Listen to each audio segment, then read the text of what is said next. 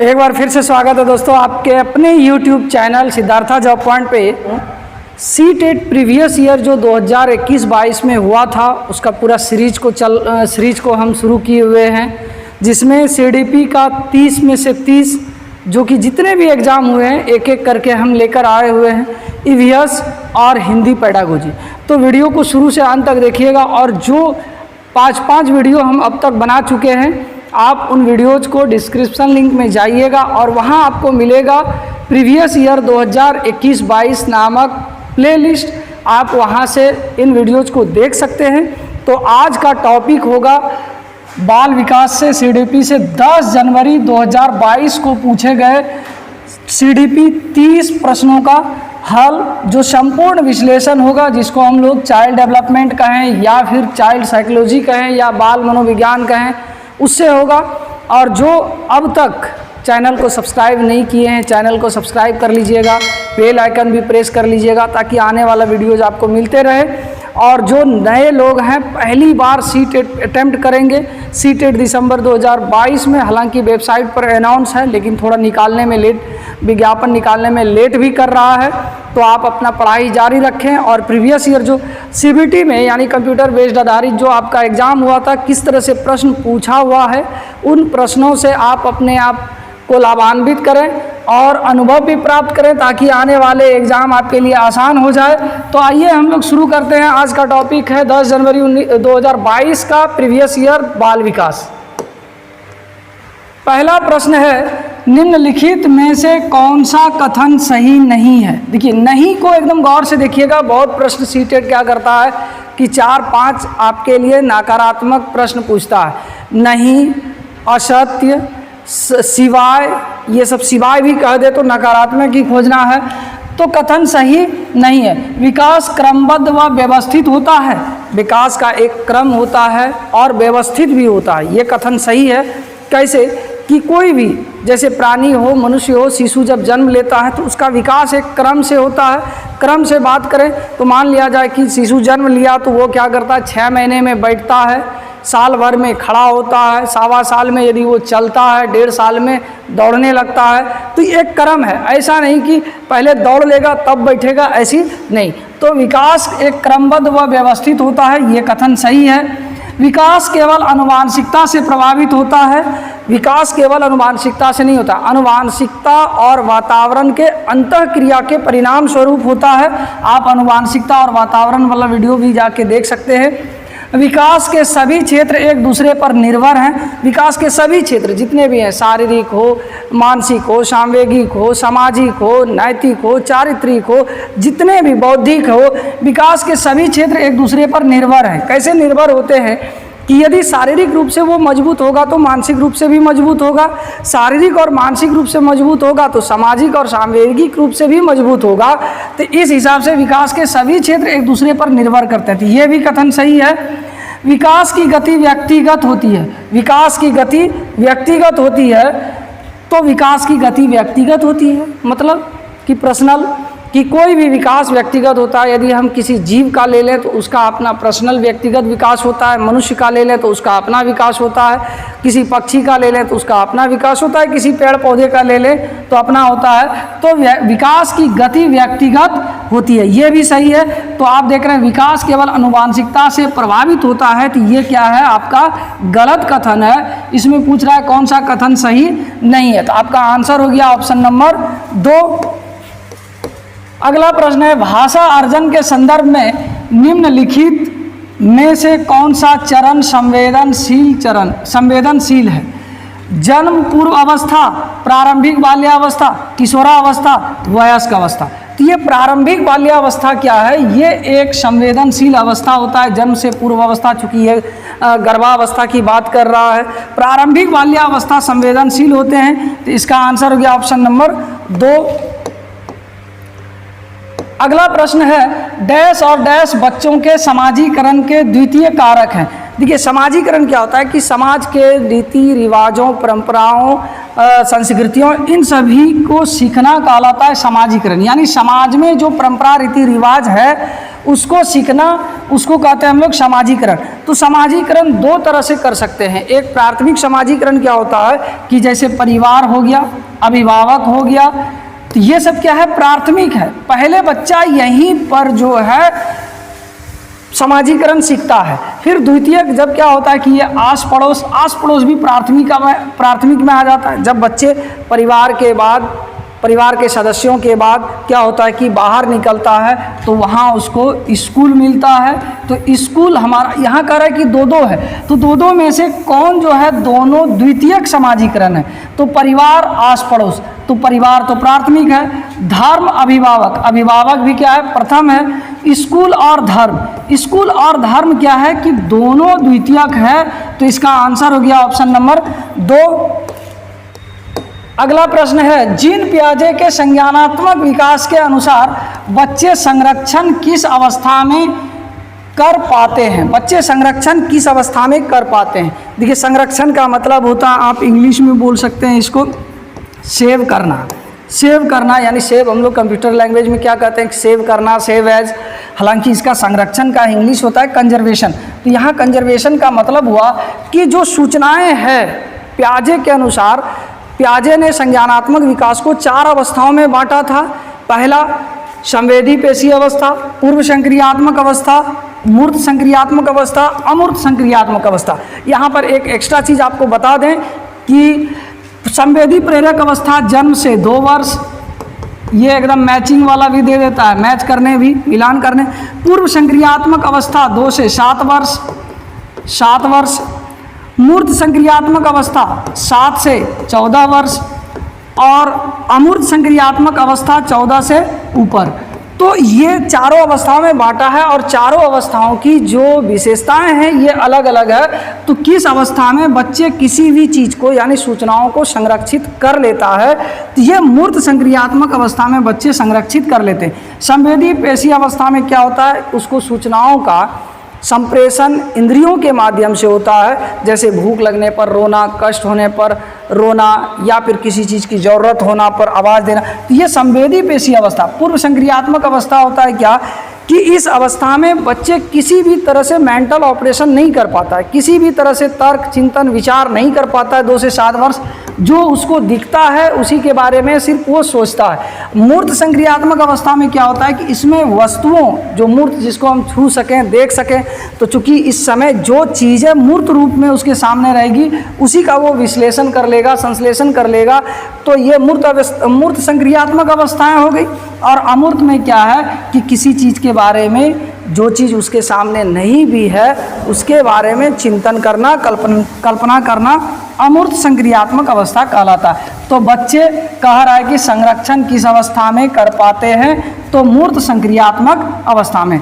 Answer हो गया option number 3। अगला प्रश्न है, मूर्त संक्रियात्मक अवस्था के बच्चे को पढ़ाते हुए एक शिक्षिका को क्या नहीं करना चाहिए? क्या नहीं करना चाहिए? मूर्त संक्रियात्मक, आप देख रहे हैं कि मूर्त संक्रियात्मक अवस्था में क्या है, पिछला क्वेश्चन में भी देखे हम लोग। तो मूर्त संक्रियात्मक अवस्था में जिसको छू सकें, देख सकें, तो छू सकें यानी वस्तु हो गया। तो वर्गीकरण के मौके देना एकदम देना चाहिए, क्योंकि ये मूर्त अवस्था है। तो वर्गीकरण कर रहे यानी अलग अलग वस्तुओं को, छोटा बड़ा में अलग अलग वस्तु को वर्गीकृत करे, कलर के हिसाब से अलग करे, पदार्थ जिन पदार्थों से बना है उसके हिसाब से अलग करे। तो वर्गीकरण के मौके देना चाहिए। ऐसी समस्याएं देना जिसमें अमूर्तता की आवश्यकता हो, ये नहीं होना चाहिए। क्रमिक करने के कार्य देना। क्रमिक मतलब आप लोग पिट्टो खेले होंगे कि देखिएगा कि जब कभी छोटा नीचे आ जाता है चढ़ाने के क्रम में और ऊपर बड़ा करते हैं तो क्या होता है, गिर जाता है। लेकिन जब हम असेंडिंग ऑर्डर, डिसेंडिंग ऑर्डर में उसको सजाते हैं तो क्या होता है कि वो इजी वे में रह जाता है। तो इसलिए क्रमिक करने के कार्य भी देना चाहिए मूर्तता में। मूर्त संसाधन देना, मूर्त संसाधन भी होगा, लेकिन ऐसी समस्याएं देना जिसमें अमूर्तता की आवश्यकता हो, ये मूर्त संक्रियात्मक अवस्थाओं में नहीं करना चाहिए। तो इसका आंसर हो गया ऑप्शन नंबर 2। अगला प्रश्न है, 4-5 साल की उम्र के बच्चों के बच्चे अक्सर अपने आप से बातचीत करते हैं। लेव वाइगोत्स्की के अनुसार यह वाक, लेव वाइगोत्स्की जो है, देखिएगा ये प्रश्न क्या कह रहा है कि जो छोटे बच्चे होते हैं 4-5 साल के बच्चे, अपने में वो बुदबुदाते हैं, अपने में ही वो बकबक करते हैं। तो कहता है कि जब ये बातचीत अपने में करते हैं तो लेव वाइगोत्स्की के अनुसार यह बाक मतलब होता है बोलना या बातचीत या वार्तालाप। तो ये वार्तालाप क्या कहलाता है, ये ऐसा ही क्वेश्चन दे देता है, वार्तालाप क्या कहलाता है। देखिए ये पहले हम ऑप्शन देखने से पहले कुछ और बताएं कि देखिए ये तब करता है वो जब कुछ सोच रहा होता है, जब वो कुछ अपने कार्यों को गति दे रहा होता है तो उसको कहा जाता है वाक। तो उनकी आत्म केंद्रितता को दर्शाता है, उनके संज्ञानात्मक विकास में बाधा डालता है, फिर जाके उनके सामाजिक विकास में बाधा डालता है और उनको अपनी सोच नियमित करने में मदद करता है। तो उनकी आत्म केंद्रीयता को दर्शाता है, ये नहीं। उनके संज्ञानात्मक विकास में बाधा डालता है, बाधा नहीं डालता है, जबकि वो क्या करता है कि वो प्रोत्साहक होता है, यानी प्रोत्साहित करता है। उनके सामाजिक विकास में बाधा डालता है, नहीं। उनको अपनी सोच नियमित करने में मदद करता है, यानी वो जब सोचता है, जो चीज़ सोचता है वही चीज़ वो बुदबुदाता भी है, यानी उसके सोच को क्या करता है, नियमित करता है। तो ये वाइगोत्स्की के अनुसार इसको क्या कहा गया है, प्राइवेट स्पीच। प्राइवेट स्पीच कहा गया है, यानी स्ववाक या स्ववार्तालाप इसको हिंदी में। तो ये याद रखिएगा, यहाँ से भी प्रश्न पूछता है तो इसका आंसर हो गया ऑप्शन नंबर 4। अगला प्रश्न है, लॉरेंस कोहलबर्ग द्वारा प्रतिपादित नैतिक विकास के किस स्तर पर व्यक्ति यह तर्क देता है कि केवल समाज ही तय कर सकता है कि क्या सही है या क्या गलत है। देखिए कोहलबर्ग ने अभी बताया कि जो सिद्धांत प्रतिपादित किया था उसके सिद्धांत को कहते हैं हम लोग नैतिक विकास का सिद्धांत, और उसने नैतिक विकास के सिद्धांत को 3 भागों में बांटा है और तीनों का फिर दो वाक्य, यानी पहला है क्या, पूर्व नैतिक अवस्था।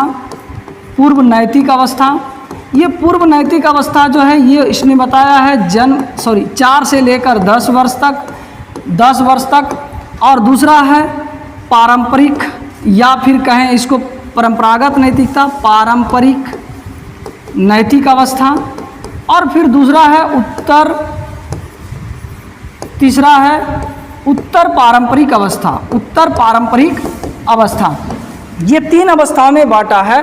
तो कह रहा है क्या सही है और क्या गलत है। पूर्व नैतिक अवस्था में क्या होता है कि बच्चे ये नहीं समझता है कि क्या करना नैतिकता है, क्या करना अनैतिकता है, क्या उचित है, क्या अनुचित है, क्या सत्य है, क्या असत्य है, ये उस समय नहीं समझता है, क्योंकि वो नैतिक अवस्थाओं से। लेकिन शिशु जब बड़ा हो जाता है, जो ये पारंपरिक अवस्था में क्या होता है, शिशु बड़ा हो जाता है, 10 से 14 साल के उम्र के बीच के बच्चों को रखा गया पारंपरिक नैतिक अवस्था। तो जब इस समय बड़ा होता है तो वो समझ जाता है कि हमारे समाज में ये परंपरा प्रचलित है, ये नियम कानून प्रचलित है। जब ज्ञान हो जाता है तब उसके अंदर ये चीज़ आता है क्या सही है या क्या गलत है। तो आज्ञा पालन एवं दंड अभिविन्यास, अच्छा लड़का अच्छी लड़की अभिविन्यास, अधिकारिता एवं सामाजिक क्रम व्यवस्था अभिविन्यास, सार्वभौमिक नैतिक सिद्धांत अभिविन्यास। तो इसमें अधिकारिता एवं सामाजिक क्रम व्यवस्था, यानी समाज के क्रम व्यवस्था को वो क्या किया, सीख गया, तभी वो कह सकता है कि क्या सही है और क्या गलत है, यानी सामाजिक क्रम व्यवस्था, अधिकारिता। तो इसका आंसर हो गया ऑप्शन नंबर 3। अगला प्रश्न है, निम्नलिखित में से कौन सी व्याख्या हार्वर्ड गार्डनर द्वारा प्रतिपादित तार्किक गणितीय बुद्धि का आलेख करती है। हार्वर्ड गार्डनर ने बहुत बुद्धि का सिद्धांत दिया था। उन्होंने बुद्धि के जो सिद्धांत थे वो मल्टी इंटेलिजेंस सिद्धांत दिए थे, यानी बहुबुद्धि का सिद्धांत। यानी बुद्धि कोई एक प्रकार की नहीं होती है, बुद्धि कई प्रकार की होती है। उसी में से एक बुद्धि तार्किक गणितीय बुद्धि बताए थे। तो तार्किक गणितीय बुद्धि से संबंधित वीडियो भी बनाए हुए हैं, हार्वर्ड गार्डनर का बुद्धि से संबंधित वीडियो भी बनाए, डिस्क्रिप्शन लिंक में दे देंगे, आप वहां से देख सकते हैं उसको।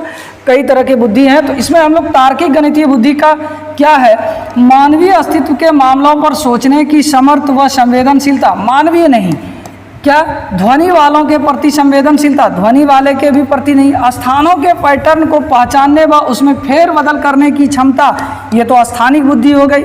समस्याओं को तर्कपूर्ण तरीके से विश्लेषण करने व मसलों की वैज्ञानिक दृष्टि से विवेचना करने की क्षमता, ये कहलाती है तार्किक गणितीय बुद्धि। तार्किक गणितीय बुद्धि, इसका आंसर हो गया ऑप्शन नंबर 4। अगला प्रश्न है, एक प्रगतिशील कक्षा में अधिगम, अधिगम प्रगतिशील शिक्षा में क्या होता है? अधिगम मतलब होता है सीखना, जैसे कि आप लोग जानते भी हैं। तो अंतःक्रिया व संवाद द्वारा होता है, शिक्षकों से अधिगमकर्ताओं द्वारा एक तरफा प्रसारण के रूप में होता है, निष्क्रिय अभिग्रहण द्वारा होता है, केवल अधिगमकर्ताओं की जिम्मेदारी है व शिक्षकों की कोई भूमिका नहीं, ये भी गलत। निष्क्रिय अभिग्रहण नहीं बल्कि सक्रिय अभिग्रहण होता है। शिक्षकों से अधिगमकर्ताओं द्वारा एक तरफा नहीं बल्कि सबको समान भाव से देखना है। तो क्या होगा, अधिगम क्या होता है? अंतःक्रिया व संवाद द्वारा होता है। तो इसका आंसर हो गया ऑप्शन नंबर 1। अगला प्रश्न है, कथन ए, गणित के शिक्षकों को लड़कियों से कक्षा में बहुत कम अपेक्षा रखनी चाहिए। तर्क, लड़कियों में गणित को समझने की आनुवांशिक क्षमता नहीं होती है। देखिए, ये प्रश्न कथन और कारण जो था, कथन और तर्क, अभिकथन तर्क, इससे प्रश्न इस बार 2-4 प्रश्न पूछा है। हर कहीं कहीं तो ऐसा भी था किसी CBT के दिन में कि 2-3 प्रश्न पूछ दिया और हल्ला करने लगे कि बहुत ज़्यादा कथन कारण वाला पूछ रहा है।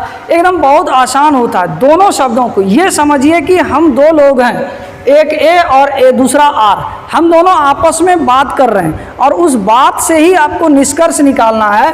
क्या कह रहा है कि गणित के शिक्षकों को लड़कियों से कक्षा में बहुत कम अपेक्षा रखनी चाहिए। क्या ये सही बात है कि हम सोचें कि लड़कियां गणित नहीं जानती है, लड़कियां बहुत कम गणित जानती है? ये तो पहले सोचना ही गलत है, जिसको कहते हैं हमको लैंगिक भेदभाव। तो ये गलत, यानी कथन क्या हो गया? गलत हो गया। तर्क वाला क्या बात है कि लड़कियों में गणित को समझने की आनुवांशिक क्षमता नहीं होती, ये भी गलत। लड़कियों में ऐसी बात नहीं कि कहता कि जन्मजात यानी हेरिडिटी यानी आनुवांशिकता के आधार पर लड़कियों में गणित समझने की क्षमता होती ही नहीं, तो ये भी गलत। ए और आर दोनों गलत। तो इसका ऑप्शन नंबर 4, ए और आर दोनों गलत है। अगला प्रश्न है, भाषा के संदर्भ में राष्ट्रीय शिक्षा नीति 2020 किस पर बल देती है? किस पर बल देती है? बहुभाषिता, एक भाषावाद, पूरे देश में निर्देश का माध्यम अंग्रेजी हो, पूरे देश में निर्देश का माध्यम हिंदी हो। न तो अंग्रेजी हो न हिंदी हो, ये कोई डिसाइड NEP जो है नहीं किया है। NEP 2020 नेशनल एजुकेशन पॉलिसी, इससे भी प्रश्न इस बार बहुत पूछा है। ये आपका सिलेबस में इम्पोर्टेंट टॉपिक होगा, तो इस पर हम एक बहुत बढ़िया से वीडियो बनाएंगे। जितने भी प्रश्न पूछे हुए हैं उसका। बहुभाषिता का मतलब होता है जो मल्टी टैलेंट यानी मल्टी लैंग्वेज बोलते हैं, बहुभाषा बोलते हैं, उसको कहते हैं बहुभाषावाद या बहुभाषिता। एक भाषावाद, बल्कि ये बहुभाषावाद पर जोर देता है कि हम बच्चों को कई भाषाएं सिखाते हुए बच्चों को पढ़ाएंगे। तो इसका आंसर हो गया ऑप्शन नंबर 1। अगला प्रश्न है, मूल्यांकन का उद्देश्य क्या है? मूल्यांकन यानी इवोल्यूशन का पर्पस क्या होना चाहिए? अधिगमकर्ताओं में असफलता का डर पैदा करना, बिल्कुल नहीं। बच्चा डर जाए कि फेल हो जाएंगे, वो डर कभी भी नहीं घुसाना चाहिए, ये गलत। बुरे प्रदर्शन के लिए बच्चों को शर्मिंदा करना, एकदम स्पष्ट दिख रहा है कि क्या गलत सब स्टेटमेंट कहा है ऑप्शन में। अधिगमकर्ताओं के प्रदर्शन की एक दूसरे से तुलना करना, तुलना भी नहीं करेंगे कि कोई बच्चा सीख रहा है कोई बच्चा नहीं सीख रहा है, तो उसके मूल्यांकन के आधार पर हम प्रदर्शन का तुलना करेंगे, तो बच्चा क्या होगा, जो नहीं सीख पा रहा है, जो कम नंबर लाएगा, वो कुंठाग्रस्त हो जाएगा। तो इसीलिए ये भी गलत। तो चौथा होगा ये आंसर। अधिगमकर्ताओं को सीखने की प्रक्रिया में मदद करने के तरीके खोजना। मूल्यांकन का उद्देश्य क्या होना चाहिए कि हम जो बच्चे को सिखा रहे हैं वो उसको सीखने की प्रक्रिया में मदद मिले, ये मेरा मूल्यांकन होना चाहिए। तो इसका आंसर हो गया ऑप्शन नंबर 4।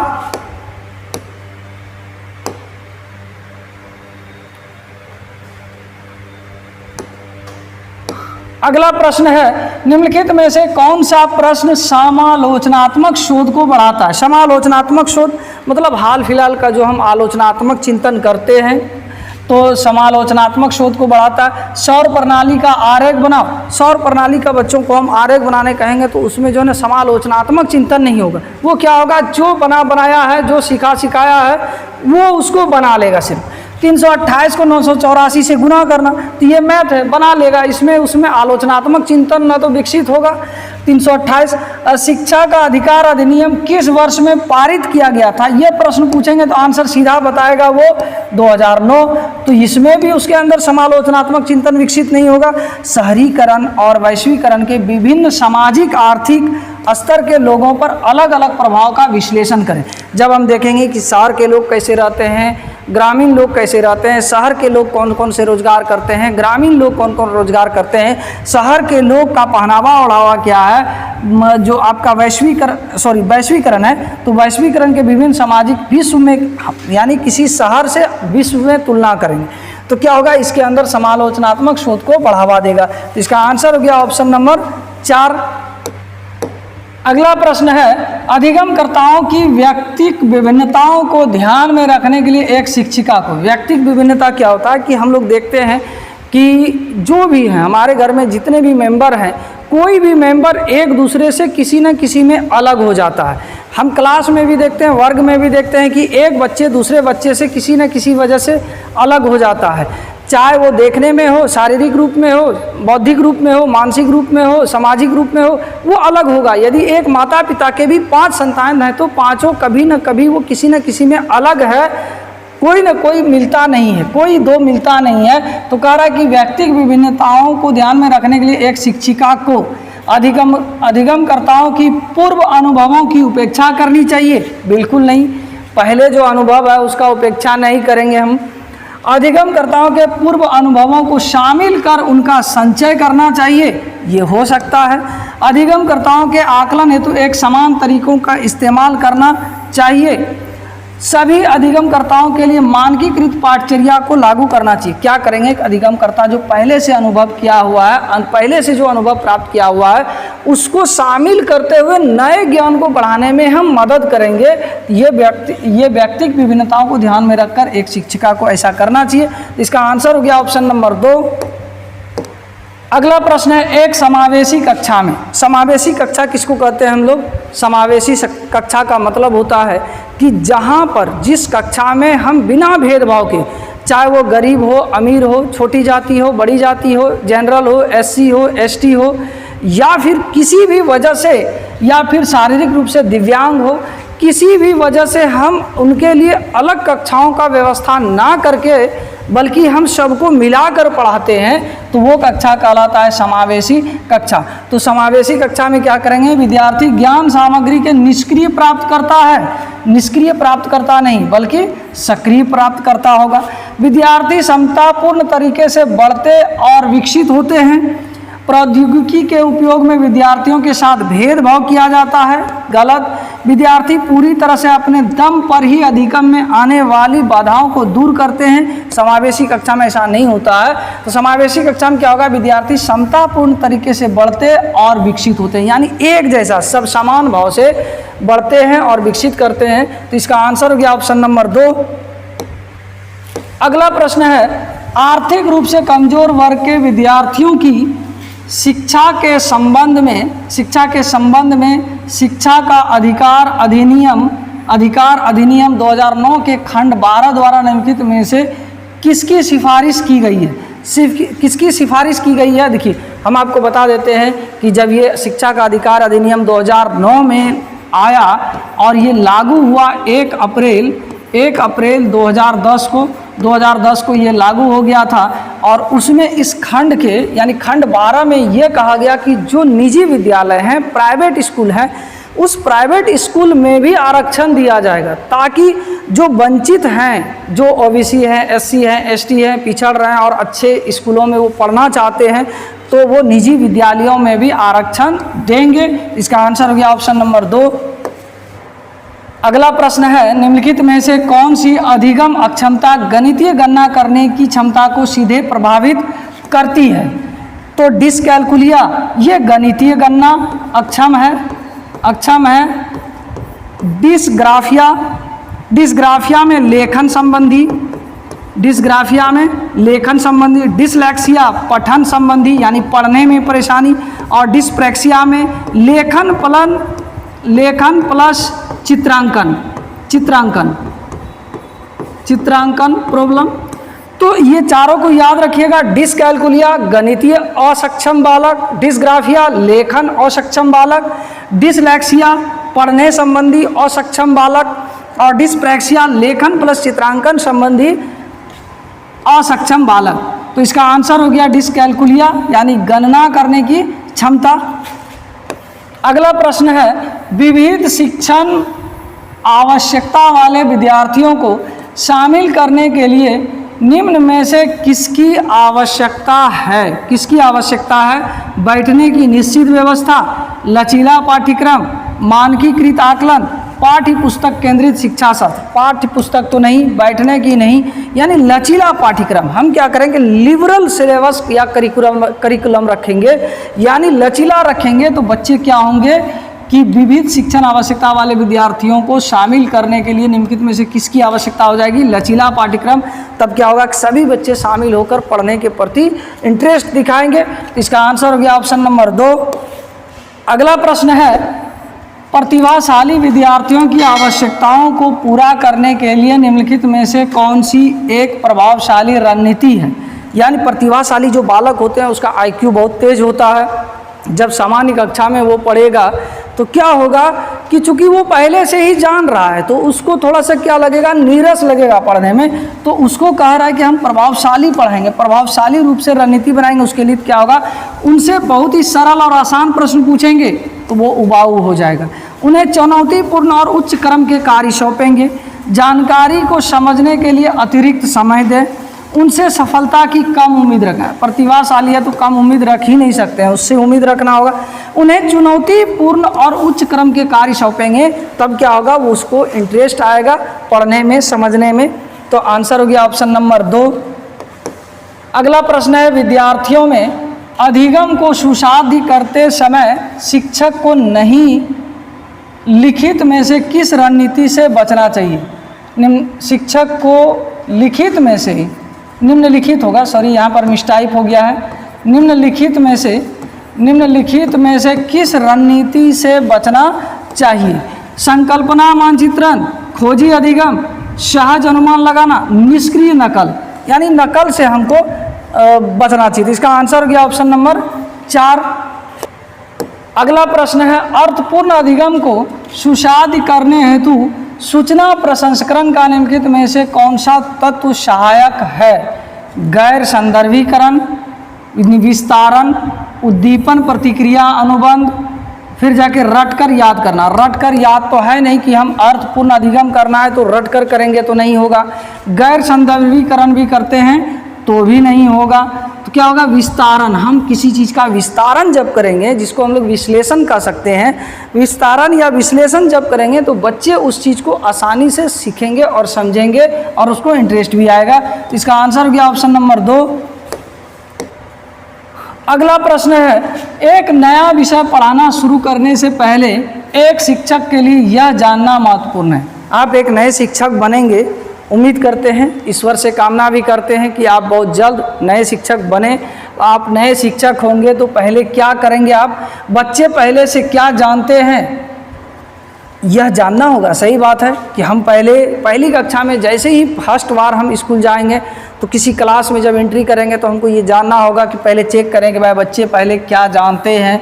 सामान्य भ्रांतियाँ, यानी उसके बारे में सोच क्या है, किस तरह से वो सोचते हैं, समझते हैं, या किस चीज़ का डर है। दूसरा, विषय सीखने के लिए पूर्व अपेक्षा। कोई भी विषय हम सीखेंगे तो हम उससे उम्मीद भी रखेंगे कि ये हम सिखा देंगे, बच्चे भी ये सीख लेंगे। विद्यार्थियों की पसंदीदा अधिगम शैली, बच्चे जिस शैली में पसंद करते हैं, बच्चे जिस शैली में समझना चाहते हैं, पढ़ना चाहते हैं, वो भी ज्ञान रखेंगे। तो यानी इसका आंसर हो गया ऑप्शन नंबर 4, चारों, फर्स्ट, सेकेंड, थर्ड और फोर्थ। अगला प्रश्न है, सीखने के लिए संरचनात्मक उपागम के द्वारा निम्नलिखित में से किसे बढ़ावा दिया जाता है? किसे बढ़ावा, सीखने के लिए संरचनात्मक उपागम के द्वारा निम्नलिखित में से किसे बढ़ावा दिया जाता है? प्रतिपादक शिक्षण, पूछताछ आधारित शिक्षा, शिक्षण की व्याख्यान विधि, रटकर याद करना, यह भी नहीं। क्या होगा? पूछताछ आधारित शिक्षा जब करेंगे तो क्या होगा? वो संरचनावादी होगा। तो इसका आंसर हो गया ऑप्शन नंबर 2। अगला प्रश्न है, एक शिक्षिका विद्यार्थियों से उनकी स्वयं की चिंतन प्रतिक्रियाओं के बारे में सोचने के लिए कह रही है। वह विद्यार्थियों के बीच किस तरह के कौशल विकसित करने पर ध्यान केंद्रित करती है। यानी विद्यार्थी से क्या कह रहा है कि अपना जो सोच रहे हो तुम स्पष्ट रूप से रिस्पॉन्स दो, यानी प्रतिक्रिया के बारे में कह रही है। तो वो शिक्षिका क्या करना चाह रही है, किस तरह के कौशल पर ध्यान देना चाह रही है? घोषणात्मक, अधिसंज्ञानात्मक, प्रतिक्रियात्मक, शब्दार्थ। घोषणात्मक नहीं होगा, अधिसंज्ञानात्मक होगा, यानी उसके अंदर जो संज्ञान हो रहा है अपने सोच पर, विचार पर, चिंतन पर, तो वो जब बोलेगा तो वो कहलाता अधिसंज्ञानात्मक। तो इसका आंसर हो गया ऑप्शन नंबर 2। अगला प्रश्न है, अक्षरों की एक लंबी श्रृंखला को यादगार और सार्थक भागों में सामूहिक करके याद रखने की रणनीति क्या कहलाती है? रणनीति क्या कहलाती है? यानी एक लंबी श्रृंखला है, उसको याद करना है, अक्षरों की एक लंबी श्रृंखला, तो क्या करेंगे? उसको खंडीकरण तोड़ तोड़ कर याद करेंगे, तभी हमको याद रहेगा।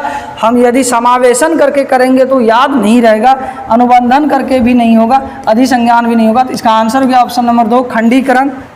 अगला प्रश्न है, नए स्पष्टीकरण तैयार करना, लक्ष्य प्राप्त करने के लिए पहले सीखे गए नियमों के सरल अनुप्रयोग से परे जाना और परिणामों का मूल्यांकन करना निम्न में से किसके महत्वपूर्ण भाग हैं?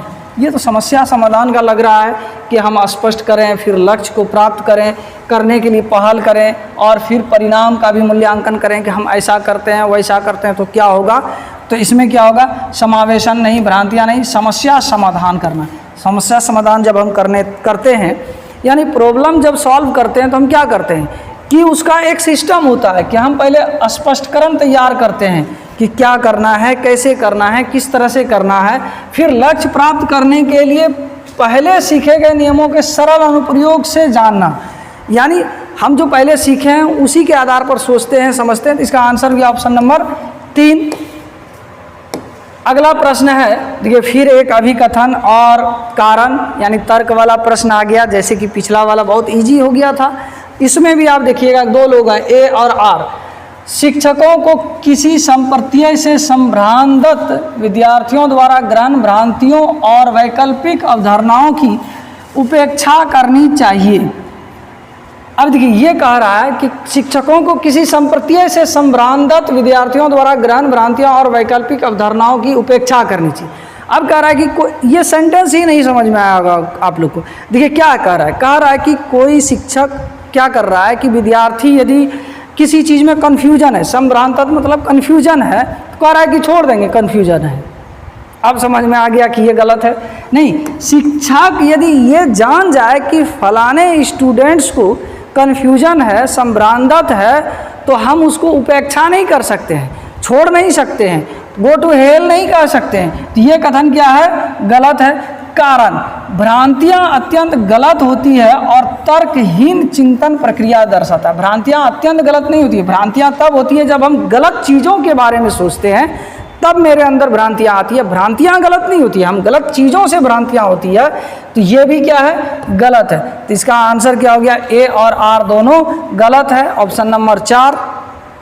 अगला प्रश्न है, संवेगों से संबंधित समकालीन मनोवैज्ञानिक सिद्धांत संज्ञानात्मक और भावनात्मक प्रतिक्रियाओं के संबंध में किस तरह से देखते हैं?